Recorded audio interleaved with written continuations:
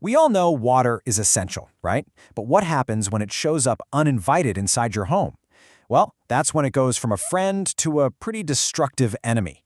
So today, we're going to pull back the curtain on what really happens after a water emergency and uncover the science that's needed to make a home truly whole again. Let's get right into it. So picture this. It is 2 o'clock in the morning. You are dead asleep, and suddenly this weird noise wakes you up. It's the sound of running water, but you know for a fact that every single faucet is off. That feeling of dread? It's something way too many homeowners have felt. And honestly, what you do in those next few moments can change everything. So let's start at the beginning. How do these disasters even start? We're going to look at the usual suspects and the kind of chaos they can cause right out of the gate. The crazy thing is that water damage can come from almost anywhere. One day it's a pipe that bursts when the temperature suddenly drops. The next, it could be your sump pump giving out during a power outage. It could even be something as simple as a tiny, clogged AC line that's been dripping inside your wall for weeks without you even knowing it. The enemy is sneaky. And when it hits, the damage is immediate. And frankly, it's just heartbreaking. Your drywall, which is basically a big sponge, just soaks it all up, leaving these awful stains. Those beautiful wood floors, they start to warp and buckle. And that smell, that musty, damp smell, that's your first clue that the problem you can see is only the tip of the iceberg. So what do? This is where the emergency response comes in. Because in a situation like this, the clock is absolutely ticking. Every single minute counts. You have to be fast. I mean, really fast. A good professional restoration crew is going to be at your door in 90 minutes or less. And why is that so important? Because mold can start growing in as little as 24 to 48 hours. So getting that water out quickly is priority number one to stop a bad problem from turning into a nightmare. And the whole response is like a well-oiled machine. The second you call, you're talking to a real person and a team is already being sent out. When they arrive, they use all this specialized gear, thermal cameras, moisture meters, to find every last drop of water, even the stuff hiding behind your walls. Then the big truck-mounted extractors get to work pulling all that standing water out. It's the first real step to taking back your home. Okay, now we get to the really critical part of the process, and it's the part you can't even see. It's not enough to just get rid of the puddles. The real enemy is the invisible moisture, the stuff that's been absorbed deep into your walls and your floors. And fighting that's a science. Look, the pros don't just wing it. They follow this super strict set of rules called the IICRC S500 standard. The IICRC, it stands for the Institute of Inspection, Cleaning, and Restoration Certification, basically writes the official playbook for the entire industry. It's what separates the real professionals from everyone else and guarantees the job is done right.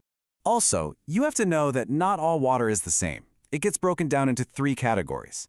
Category 1 is clean water, say from a broken water supply line. But Category 3, what they call black water, we're talking about stuff like sewage, is seriously contaminated. It requires a whole different level of safety gear and procedures to make sure everyone stays safe. And this really shows you the massive difference between what the pros use and what you might have in your garage. A shop vac and a couple of box fans just can't compete. To put it in perspective, just one of those commercial dehumidifiers can pull more than 20 gallons of water out of the air in a single day.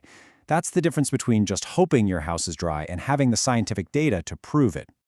Think of this as the technician's high-tech arsenal. The thermal cameras are like X-ray vision, showing them exactly where moisture is hiding inside the walls.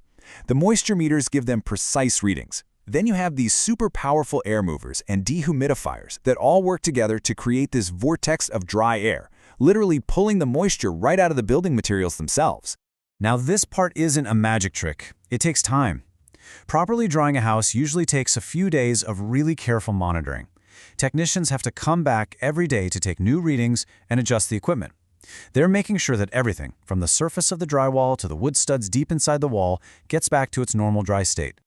All right, so once your home is completely, totally, and, most importantly, verifiably dry, it is finally time to rebuild. This is the phase where your house starts to actually feel like your home again. So just to quickly recap our journey, we started with the emergency, getting the water out. Then came the science, the structural drying and monitoring. And now, because those first 2 phases were done right, we have a solid, dry foundation to start the final phase, the reconstruction. This is where the science gives way to art. Because the whole point isn't just to fix the damage, it's to make it look like it never, ever happened. We're talking about everything from putting in new drywall and flooring to perfectly matching that specific paint color and texture you had. The goal is a seamless repair that makes your home feel exactly like it did before. Okay, so let's talk about the practical stuff that I know is on everyone's mind. How much does all this cost? How does insurance fit in? And maybe most importantly, what can you do to keep this from ever happening again?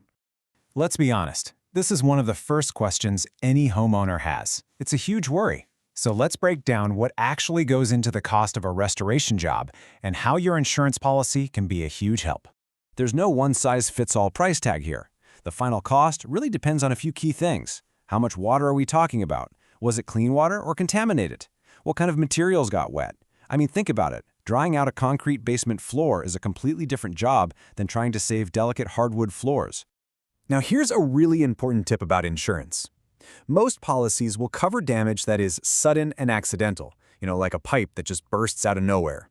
What they usually don't cover are those slow, gradual leaks that have been ignored for a while. That's another reason why acting fast is so crucial. The good news? A lot of professional restoration companies will work directly with your insurance adjuster, which makes the whole process so much easier on you. But you know what? You can be your home's first line of defense. Just keep an eye out for these little warning signs. That weird musty smell that won't go away, a little peeling paint, maybe your water bill suddenly spikes for no reason. Catching these things early can mean the difference between a small, easy fix and a full-blown catastrophe. So, we'll leave you with this to think about. At the end of it all, your home might look rebuilt, but has it been truly restored? The real answer isn't just in the fresh paint or the new floors you can see. It's in the peace of mind you get from knowing that the unseen enemy, the hidden moisture, has been totally and scientifically defeated.